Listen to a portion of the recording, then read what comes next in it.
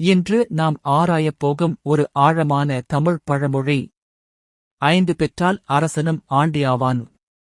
இதைக் கேட்டதும் சிலர் 5 பெண் குழந்தைகள் வந்தால் அரசனும் ஏழையாவான் என்று நினைக்கலாம். ஆனால் இந்த பழமொழி அதைவிட ஆழமான ஒரு குடும்ப வாழ்க்கை சத்தியத்தை சொல்கிறது. இந்த பழமொழி 5 பெண் குழந்தைகள் பற்றி அல்ல. இது குடும்பத்தில் தவிர்க்க வேண்டிய 5 கேடுகள் பற்றி சொல்கிறது. முதலாவது, ஆடம்பரமாய் வாழும் தாய். அவள் தேவையற்ற செலவுகள் குடும்பத்தை சிதைக்கும். இரண்டாவது, பொறுப்பில்லாத தகப்பன்.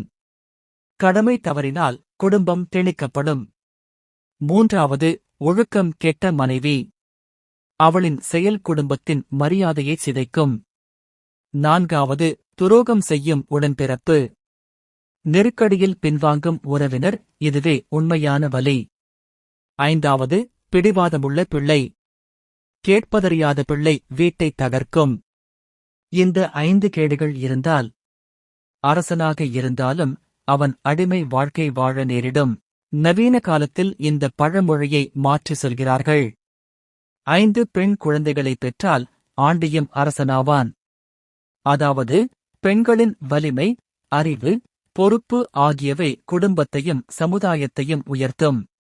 எனவே நம் குடும்பத்தில் இந்த 5 கேடுகளையும் தவிர்த்து நல்ல குணங்களை வளர்த்தால் நாமெல்லாம் அரசர்களாகவே வாழலாம்.